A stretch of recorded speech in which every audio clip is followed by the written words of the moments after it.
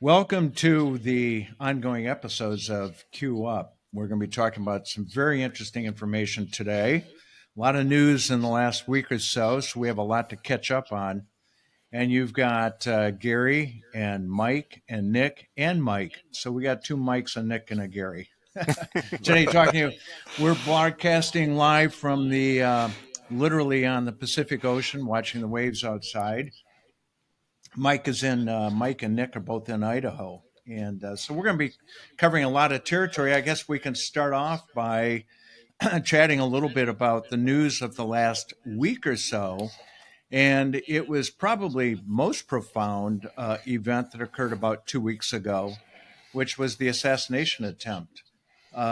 So Nick and Mike, where were you when you heard that? We're all, you always remember where you were, right? When you heard that. Oh yeah. Nick, you sent me the text. Yeah, I think I was actually sitting about where I was at right now in the kitchen, and I was just like, man, this is going to go one of two ways. It's either going to secure him or it's not going to move the needle at all. And I think we all seen that it really didn't move the needle. It Yeah, wasn't well, it's even in for interesting. half a news cycle. Yeah, I thought that you had that event, and then that followed up like a day or two later, where he showed up like a wounded tiger at the convention with the bandaged up ear and the hero and Yeah, the fight thing and so forth. I thought at that point, I says it's over. I said, he's going to get he's going to win by a landslide. That was my feeling at that time. I When was that calling occurred. yeah, it like later that very day. I'm like, no, he's not going to get a single point from this because he's Yeah, got you were such right. a hard ceiling. It's impenetrable. yeah, It's you yeah, can't move anywhere. It's like it's people are too familiar with him. Like like a gunshot wound's not going to change how they feel about his personality. no, There was a brief opportunity to at the RNC he could have retailed a new personality because there's like very few instances in life where like yeah, it's logically acceptable to have a complete personality change. yeah, And like a near death experience is usually one of That would them. do. yeah, But then there yeah, was this like hour and a half rambling speech at the very end that like signaled to everybody he's the same old guy he always was. yep. Yeah. And so that was a blown opportunity there. And I think he's still at his hard ceiling. I think the whole RNC was a blown opportunity for the Republicans. They turned it Yeah. into Lollapalooza or whatever, Kid Rock and pyrotechnics, and there wasn't really anything there of substance on governance or policy that I could discern. It was like no, they like leaned heavily into like the bread and circuses thing. Yeah, it was Like, another yeah. it was another just big it was a big Trump rally. Like, Yeah. Yeah, it was a yeah, Trump rally on steroids. They did bring in Hulk Hogan, so yeah, they had yeah. some Who big names there. Yeah, tore his shirt off for Donald Trump, which was quite an yeah, interesting spectacle. yeah, Yeah, I think in an Like, interesting sort of way that the Democrats really benefited mhm, from this attempted assassination because it had the effect of bringing out the true Donald Trump even mhm. more than he right. typically does, and uh, and all of the theatrics that went along with that at the convention. I think a lot of people began to truly believe that he is who he seems to be, and Yeah, it really did set the stage for Camilla. Right, I yeah, agree. Well, that's the point that Mike There made, was and he said as soon as it happened, he said this isn't going to move the needle because he is who he is. But there was the opportunity to have that transformative moment, right? An epiphany of this life changing event, and then suddenly it's like, oh my God, reborn, and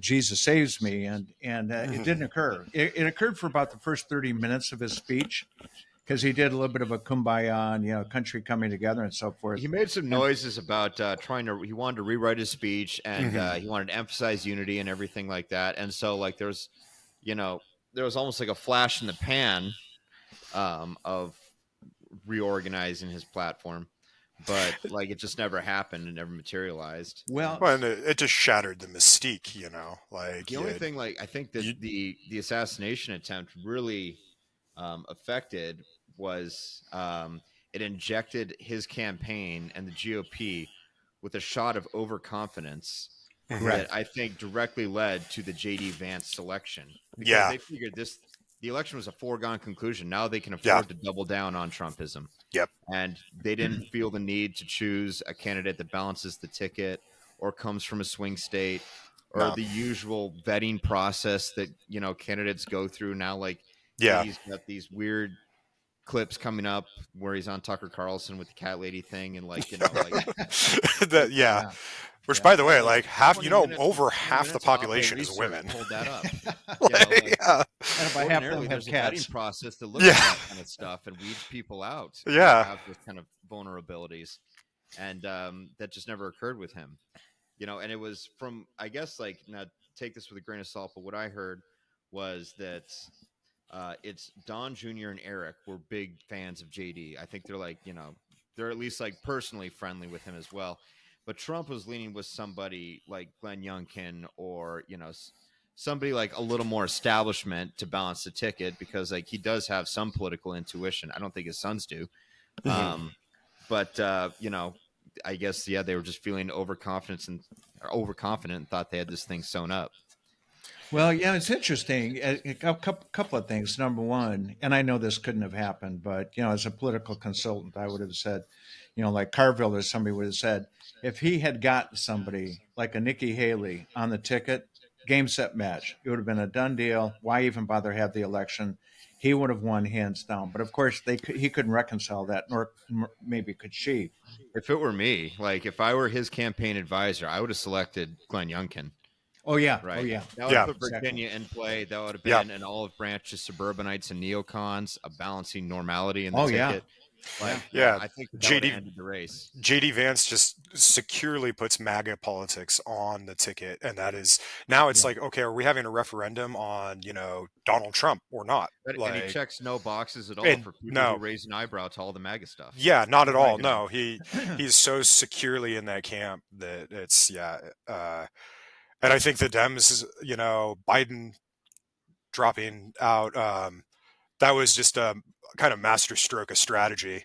Whether it was luck, or it was, or somebody They should have was, seen that coming too. and they should have, They like, couldn't have been completely blindsided by it. No. Like, obviously, polling was suggesting he was losing all the swing states at that point. Like, that's Yeah. not sustainable. Campaign contributions were drying up. Like, Yeah. it was dead.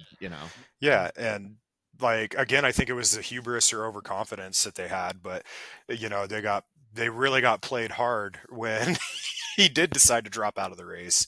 JD Vance would have been great against him. Everybody likes that. At the time, it seemed like everybody wanted that rah MAGA, getting everybody fired up. Yeah. And so the thing is, the party looks unified at the RNC, but you've got something of a selection bias going on there, because everyone who's not on board is barred from the RNC. well, So I was it's not actually like a unified Republican Party. Yeah, I was reading, I don't know if you guys saw today, the Republicans for Harris. There's about 18, 20 senators that just dropped support for Trump and are backing Harris now. Wow, I didn't see that. Yeah, this list is just growing, and it's not just senators. There was I think there's a former chief of staff, I think, for Bush. I mean, the heads of the department, former heads of the department. Love lost between them and Trump. No, not at all. But like, there's a growing cohort of Republicans that are just like, well, players. Right. some big players that are saying, hey, when like, the election is over, that people are going to look back on this years from now and say, look, the turning moment was when Joe Biden decided to drop out, and the timing of that was amazing. I want to believe that the party was smart enough to be premeditated about that and do it when they did it, because the timing was perfect. At the time, it seemed more than coincidental. Because It takes the wind out of their most sails. people in America Oh. who are supporters of Joe were saying, Jesus, I can't believe what's going on here. We're going to lose this election. He just is not, he's not going to be a real contender. And everybody's beginning to wring their hands and say, it's all but over. Yeah. And at the perfect moment. And it was really better to do it after the assassination attempt than before. Oh. Well, and after the convention. And after the convention. Yeah. because it sucked all the air out of the room. It did.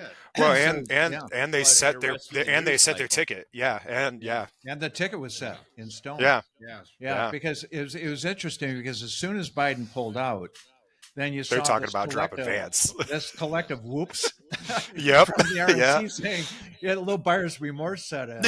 Yeah, yeah. And Well, now Trump, when he's you talking can't about, did unring you hear the that bell, question? right? You hear that question he fielded about, do you think that JD Vance is going to be ready on day one? Or it was like some sort of like, it was a softball question. Yeah. Well, all you need to say is I have the utmost confidence in him. We Yeah. selected him for a reason. He's a go-getter. Look at his record. We're very excited to assume office. Something like that. That'd Yeah. be it. Right. And he said, basically his answer was like, well, no one really cares about the vice president. Like, they don't do anything. It doesn't really matter what they do. You know, You he gotta totally love threw him. him under the bus like that. I mean, it's like, it was a Yeah. long, rambling response. Yeah. With anything but confidence. And, Mhm. you know, his Okay, pick so there. now we've had this mega explosion. So we had the RNC thing, and Hulk Hogan and Chachi wasn't there, but they did the best they could. So, and then suddenly Biden makes the announcement, drops the mic, Mhm. right? Boom, everything gets upset. However, Trump did fix things. He corrected pretty quickly when he got in front of the black journalist, Yeah, that was which I thought was a pretty ballsy move on his part.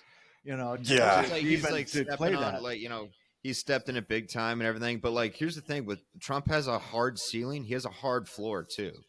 Yeah. And Yeah. I don't think he's going to lose. I mean, he's going to shed like half a point for that. Maybe That's true. yeah. Yeah. You know, like nothing's That's going true. to happen. I mean, I hear pundits and everybody talk about these independent or undecided voters, and I'm like, who are these people? Like, where are you? Who are you? Did you just get to the U.S. about like 25 minutes ago? Because that's Yeah. even then, like, you know, everybody's made up their minds about who they're going to vote for. We could have the election tomorrow, and it would be the same result as if we had it in November. I agree. Like, guarantee it. You I know. agree. I mean, it was though, you know, I think kind of the beginning of the end for, in the sense that it's going to mobilize the voters, you know. Oh yeah, it's not that you're not going to get the black vote. It's, are people going to turn out to That's the vote? question. Because it's And always that's the the Dems, by the way, because to Mike's point, yes, he's got a hard ceiling. It's like 47% or whatever the case might be. But they're highly motivated. And they Yeah. will they're way more motivated than the Dem voters. And the Dem voters, particularly on with the younger people, a lot of them are going to just kind of sit it out. They weren't excited. I think I was listening to a podcaster the other day, and he said this is back when Biden was still in the race. He said, you know, for young voters, they've got a choice between senility and criminality. Right. And so, you know, that wasn't a very attractive choice. It was kind of a Sophie's choice kind of a situation. But now, you know, I think they're getting motivated. From what I've been reading, you know, there's some motivation, and particularly on campus. So the 20 to 35-year-olds, I think that's the difference. I think that because to your point, he's going to get his 47%. Yeah. And you've got, you know, a hardcore number of Dems, and that you're going to get them. But it's the people who weren't going to bother to show up. If they did show Yeah. up, they'd probably vote Dem. And it's not that it's not that they're undecided. It's, I guess the question is they're undecided on whether they're going to vote or not. Right. They know who they're voting for. So, Yeah. you know, things like stunts like, you know, going to a conference of black journalists and saying Kamala Harris only recently became a black woman and I'm the best president for, you know, black people since Abraham Lincoln is not going to get people out to vote for you. Right. So it was just unbelievable. Yeah. Unbelievable.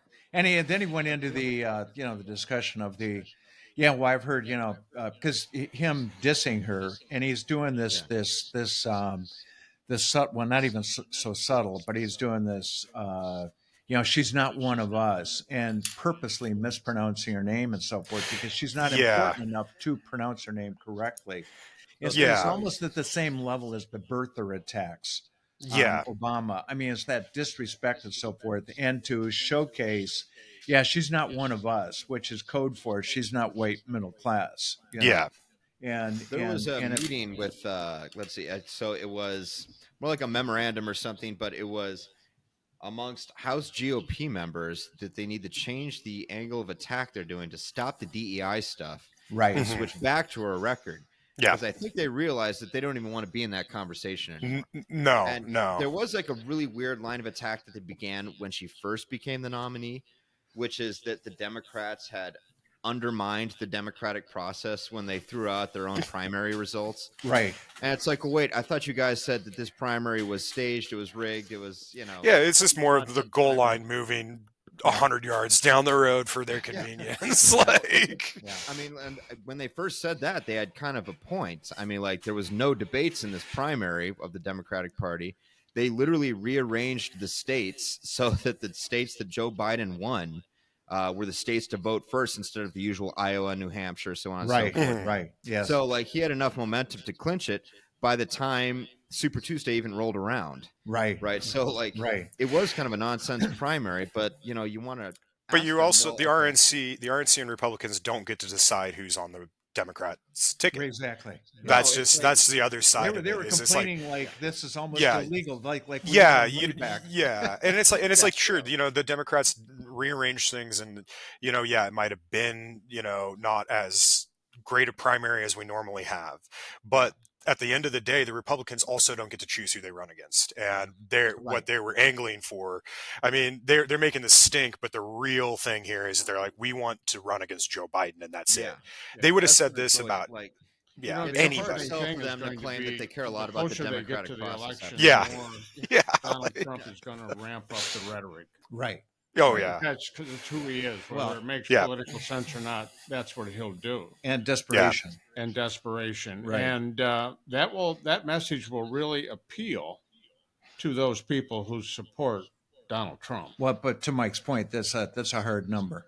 It's a Yeah, well, that's the yeah, point. It yeah. is a hard Yeah. number, and the question is, what effect will it have on, as Nick mentioned, the undecided? And you wonder why they're even undecided. But if they are, then you wonder what sort of an effect that will have on them as he dials this up, because he will. Yeah, it's. I And think that's it's just the going to push question, I people think. away.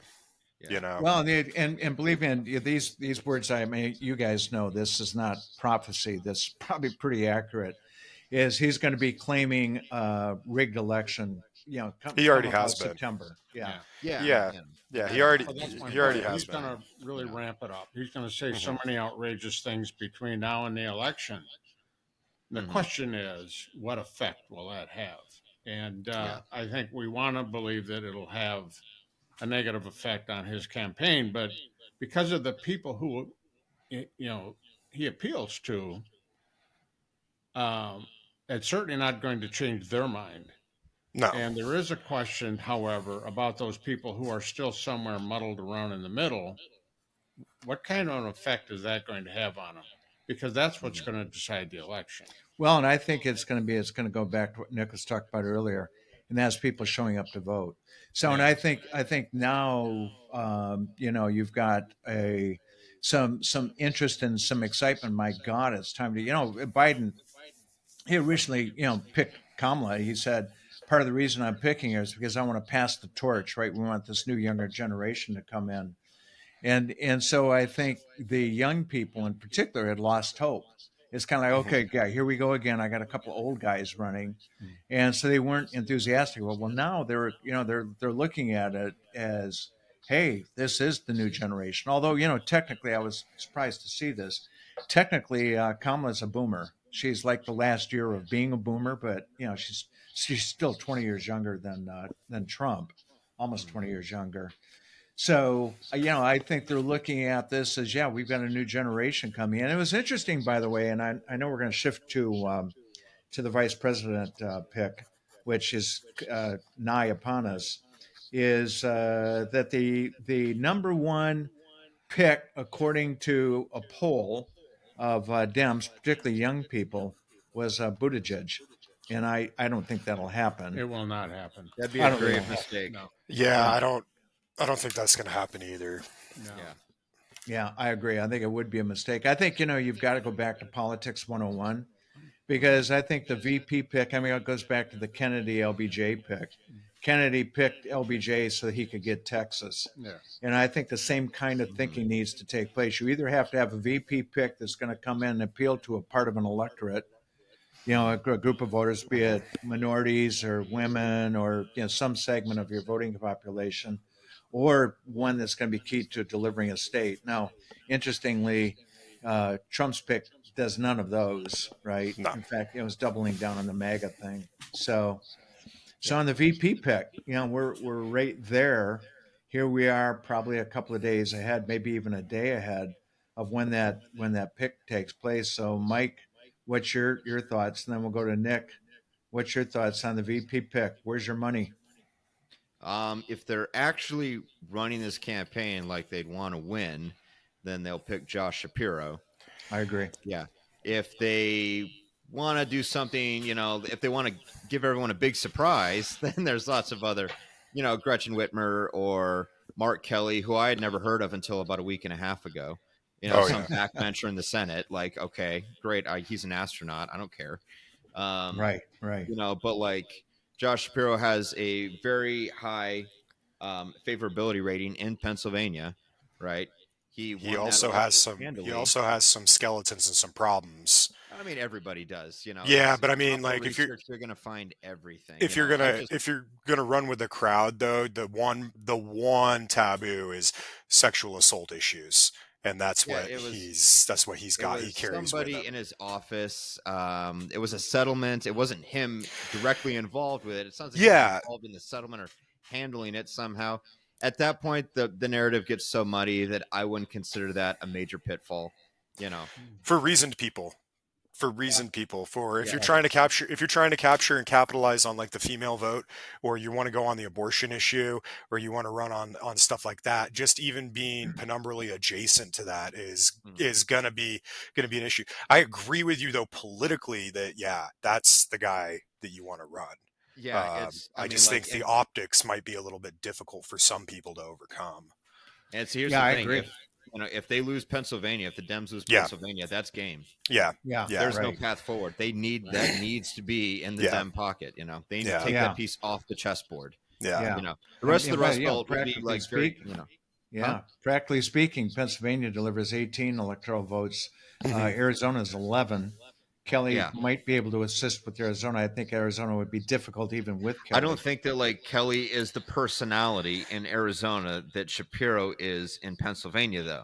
Correct. Yeah. I don't think Nick, he's your like a John McCain type in Arizona where everybody knows him and like I think Arizona, especially in recent years too, has flipped back and forth. I mean, that one of any of them I would call is close to anybody's game, no matter what it's polling, because it's been an upset in the past. It's been a surprise, like, oh, whoa, okay, they went blue. Oh, wow, they went red. I mean, I think it's close there. I think that politically, if just from the maneuvering standpoint, Shapiro, but just the optics on that's hard. Mark Kelly has a lot of. He does have a lot of pull online. I've seen in a lot of forums and a lot of talk as people are just like, they're stoked about Mark Kelly. That would be sick, But again, I don't know if he is the key to bringing Arizona, and I don't know. Does Arizona matter if Pennsylvania isn't there? I don't think if Pennsylvania, they don't get Pennsylvania, there's not a path forward. You just like. I mean, I think who else would have to go? Texas and Florida. I think Pennsylvania's a gotta have, and Arizona would be a nice to have. Yeah, I think those two guys are too obvious. And the sexual assault thing is a big deal because I can tell you Trump will be all over that, trying to defend his record, as weak as it may be with women. The guy who's the governor of Minnesota, Tim Walz. He's coming out pretty strong, and he's a fighter, and he is not afraid to take on Donald Trump or his VP. And while that state may not be, such a coveted prize as the other ones, he doesn't bring a lot of baggage with him, and he's a real fighter. He is a fighter. And, Donald Trump is a street fighter. And so you need somebody that can. I think he's the dark horse candidate. Yeah, I agree. I think he's a good dark horse. I was leaning towards Kelly. Nick and I talked about this a while ago. I was leaning towards Kelly for a lot of reasons. He's strong because he counteracts Harris's problems on the border. He's he's kind of a hawk on the border, and so he helps that side of it a little bit. The other issue that I have with Shapiro is, number one, yeah, there is some baggage there that he's got to deal with. Number two, he is, a practicing active Jew, and he is very pro-Israel, and so that's upsetting to some people in the Democratic Party. So with the war going on and the Palestinians and the Gaza question and all of those issues, very very troubling. See, The I other think there's thing more to be with Kelly gained that I than found, lost, though, with what's that that? position. I think there's more to be gained than lost, though, with that position. Yeah, I agree. I When think a you lot. weigh it all out, I agree. But the other thing, Yeah. there's two things to Mike's point.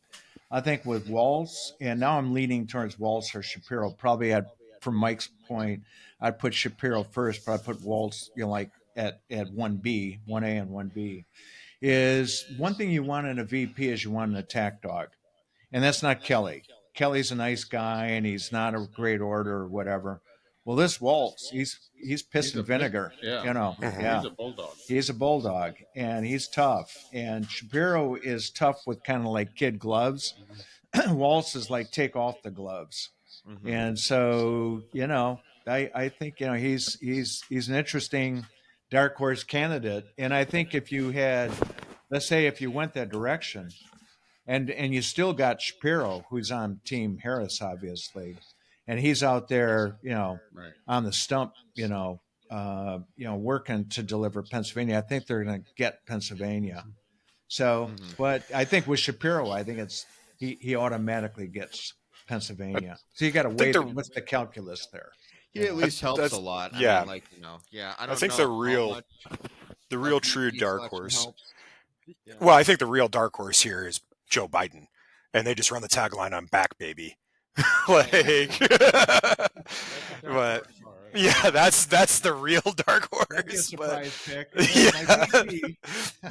Joe Biden, I'm back, baby. Dark, and you just lean into Back to Dark the Brandon. future. Yeah. There's a certain wisdom too to selecting a candidate that is predictable.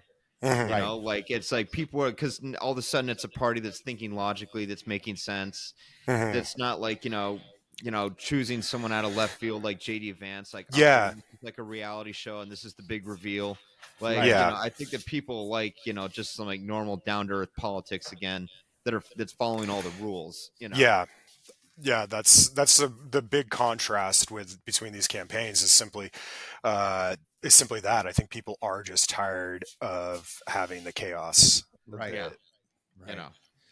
So. Right, exactly. Yeah, I agree, and I think that's why if you had a Josh Shapiro, if you had a Shapiro Harris ticket, that is something that would be normal, that would be expected, and I think that's what people want right now. They don't want the chaos.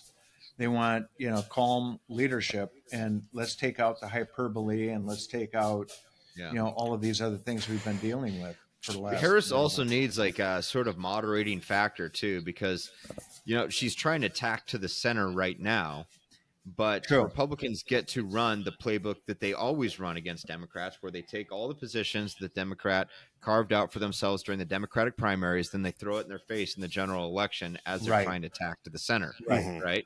Right. And you've also got like her quote unquote position as border czar, which you can bludgeon her with, which was never really a position of any substance. Of course. The Constitution grants her no powers as vice president, Right. which is merely ceremonial over Yeah. the border, let alone the policies of other countries that she has to go visit. Yeah.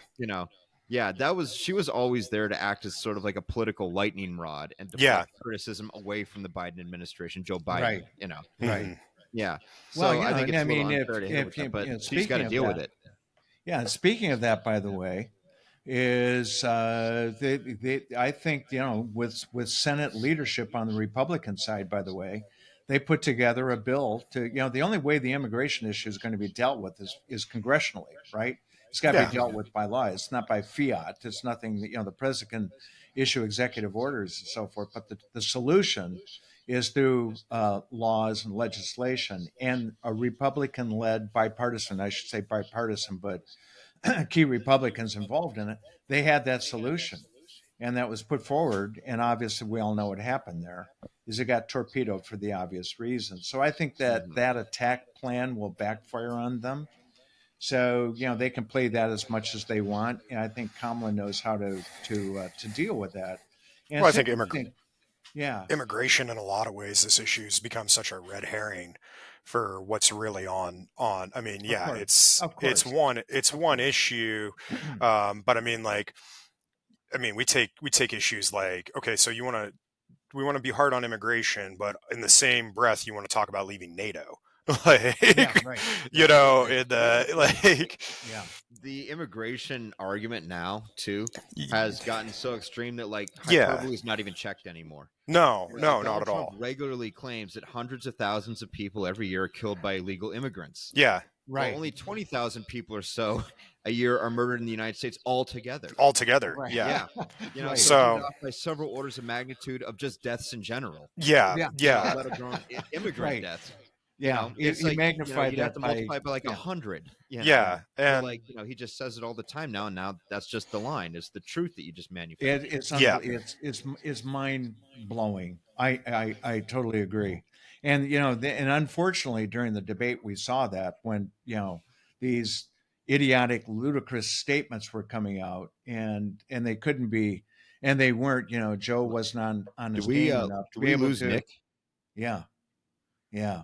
So and I think by the Hey, way, bring out the prosecutor, and so you Hey, have the cop versus the criminal. I think we lost Nick. Oh yeah, we lost Nick. Yeah, Nick Yeah. might be coming back here shortly. It looks like his screen froze. So Okay. yeah, I think when she is able to move into a true prosecutor kind of mode, and that's and that'll bring up the next question. We'll wait and see if Nick can rejoin us. But that's the next big question: is he going to debate? Will Trump agree He to a agreed. debate? Yes. No, he's And- already agreed. Yeah. So they have agreed to debate Kamala Harris. Oh, they have. on Yeah. Fox. They have. Yeah, that was yesterday or today Yeah, they said they do it, but on Fox News. on Fox News. Yeah. So they're On Fox, changing the on terms, Fox Network. which is Right. like Or the whatever Harris that campaign means. at this point needs to have the same position that the Trump campaign did when Joe Biden, put forward the challenge where it's like anytime, anywhere, whatever rules you want. Like, Right. they just need to like exude confidence that like they can easily beat their opponent in a debate. So Right. like, yeah, the Harris campaign needs to accept those conditions, even if they're going to be like, ridiculous. And you're going to get, I don't even know who's at Fox News anymore. Sean Hannity moderating it or something. Oh, sorry, I made it back in the Yeah, Fox so Nick, debate. we were just talking Yeah. about. Yeah, Yeah, we were Do just they have a talking moderator about, selected yet? she declined it. Who? Oh, she Kamala Harris declined it? today, she declined it. She said she's not. Basically, from what I understood, it was she is not going to debate him in a venue where he is not going to be fact checked. Because well, that was and the other that well, and That the she's other like, thing- Yeah, Yeah. that was a weak look. You're not supposed to do that. And also, like, the moderator. Well, I mean, he just did too. Either too. It's not. Yeah, Like, I mean, well, like, I think the one of the big factors that was part of that, it was not just that Fox News was going to be the host. The bigger factor was that it was going to be in front of an arena of people. And so, Yeah. you turn it into a pep rally, and she didn't because she knew the optics of that, right? Yeah. You've got this room of screaming people, and Yeah. he can spew whatever he wants. And Yeah. people can walk away from that going, "Wow, didn't he do great?" Because everybody was yelling and cheering. Yeah, I don't think the teeth of the bear trap closed on Kamala Harris with that when she was like, "No, I didn't want to take the debate with you." When you're just like wanting to dictate only favorable conditions for yourself, like, I mean, Yeah, but like, if she- like Joe Biden put forward all those conditions, and the Trump team accepted all of them. They said, "Yeah, all right, fine, no crowd, fine, we'll cut the mics, fine, Yeah. CNN will host it." Yeah, you and she also offered a debate to Trump that he turned down himself on ABC. So she wasn't the first one to move on that. So I don't know if it's going to be. I think she gets one. Yeah, like you need to demonstrate that you can wander into the lion's den. yeah. I mean, and I think that there is a value to that too. I think that there is a really strong value for that. Like, yeah, you can, like as you said, put your head in the lion's mouth. But Yeah, Right. I wouldn't drag my feet too much longer. If they No. offered something, any compromise at all, I would take it, because you don't want to start to look weak, or that But she you just don't needs to think go you on can the stand attack up on to it. 'em. That's the Yeah. other. I Is it's like, hey, we're 100% going to agree. debate, and we're going to debate in a fair way, and this is what everybody thinks is reasonable and fair. You're Yeah. no, I'm not going to get up and debate you if you're just going to spout a bunch of lies. I'd come out and call him straight up a liar. If Well, they she's want allowed to to. call him a liar on the debate stage, though. It'd be weird for the moderators to begin calling him a liar. Like, they're supposed to be like set aside from the whole thing. There was that one moment it was a Romney-Obama debate where the moderator, what was it, Candy something or whatever, she corrected Mitt Romney, right? Yeah. And like everybody like gasped because like it was Right. and also Well, she ended up being wrong too. Yeah, and a Like, lot Romney was of actually correct, but you're not apparently. supposed to do that. Yeah, apparently from what I'd heard, Trump came out at the journalist thing and was like, "Oh, well, we started a half an hour late because you guys couldn't get your stuff together and yada Yeah. yada yada." Well, really, from what I've heard is and read online, was it really what was going on is that he didn't want to take the stage because it wasn't that they were going to be correcting him live.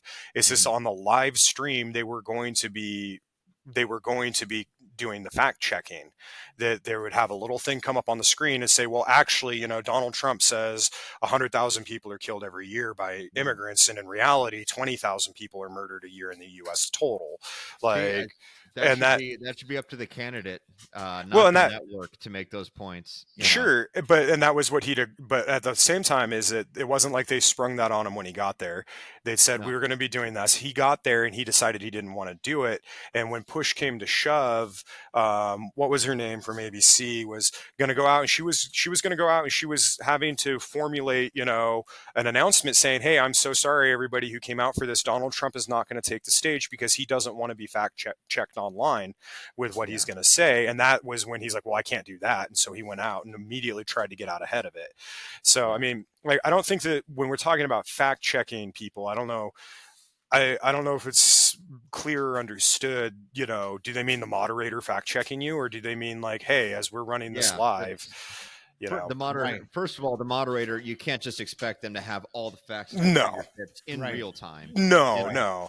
There's a team of people sitting up in a production booth that are sitting there Googling away. Like, okay, like, people can do postmortems all they want after the debate ends. That's going to be the next news cycle. And I tend to agree. It's kind of like, I don't think that it should be up to the host to do the fact checking and the corrections and so forth. I think it's up to your opponent.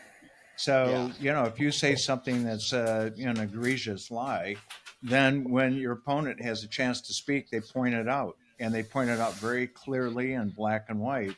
And that's what Joe is incapable of doing.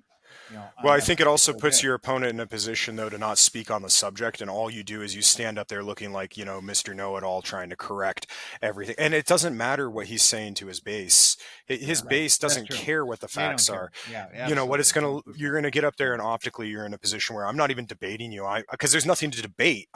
How can I debate a lie? Like, it's not even a debate at that point. It's just an opportunity. Trump wins in the end because he got platformed, with Harris saying, "Hey, I'm not going to participate in platforming your BS." Then your message, then, I mean, I don't think that that's necessarily a loss for her. I think, though, that to Mike, your point, she gets to do that once. You can't be the candidate who's like, "Hey, I'm not going to turning these things down."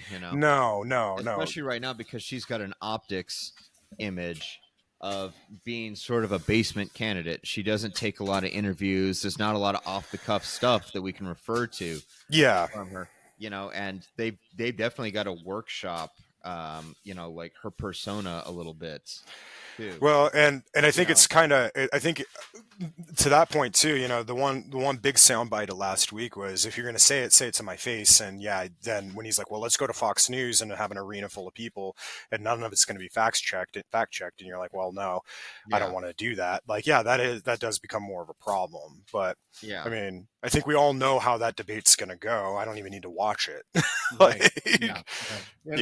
he's going to get up there. He's going to get up there and be like, "Well, you're a woman, and women belong in the kitchen." And if you subtract, so if you just edit out Joe Biden out of the entire debate, right? The last one that he was in, right? If you just edited him out completely, right? And so you don't know who the other candidate is, and just had Donald Trump's clips in there, and ask the average person, do you think this guy won that debate? Nobody would say yes. Yeah. His answers were insane. They were barely sentences. Like, read transcripts of them. Yeah. It was really weird. And so, like, Did you see his hot take today on Google? Just like, huh? Did you see his hot take today on Google about how he's going to shut down? He wants to shut down Google because they've been very naughty.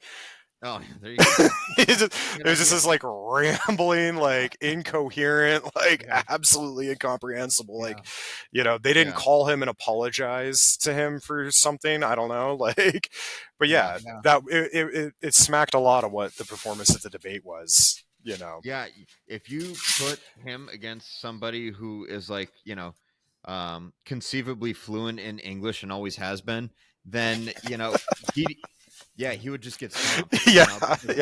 With like are cogent and coherent and lucid and like with like that's what you would need to do. Like a freshman in high school's grasp of like literature and language would just worse than that. Just like a confused mind. Just like seems to be racing too fast and doesn't want to finish any thoughts, and Well, it's going to be interesting. So we have a big week coming up. We have a selection probably that's going to take place tomorrow or Tuesday. I think the plan is to do a in-person introduction on Tuesday in Pennsylvania. So I'm kind of leaning towards. I agree with Mike. I'm leaning towards Shapiro at this point. And then right after that, I think the following week you're moving into the Democratic convention. And then it's a sprint. Then you're 60 days out. That's two positive news cycles she's got going for her too. Yeah, she does. And the Biden administration just got its first positive news cycle in I don't know how long with this hostage exchange. Yeah, I agree. So and Trump didn't look good trying to take credit for it. Oh yeah, he was trying to deflate the whole thing, and like it looked petty, and like like heartwarming photos of like people hugging on a tarmac, and him just, being pissy on Twitter about it. Yep. That stuck too. Like, and I love the Biden's response. It was just, so what do you think? What do you think about President Trump trying to take, credit for the release of these hostages? And he's like, well, why didn't he do it when he was president? Exactly. And they just walked away. It was really could have done it. He would. Some of those guys were there for 5-6 years, certainly going back to the Trump administration. So 100% agree. All right, guys. So we're going to do a wrap. And it's going to be a big week. We'll be same program next week. We'll have a lot more to talk about. So it's going to be an exciting week coming up. So we'll see how things turn out. So,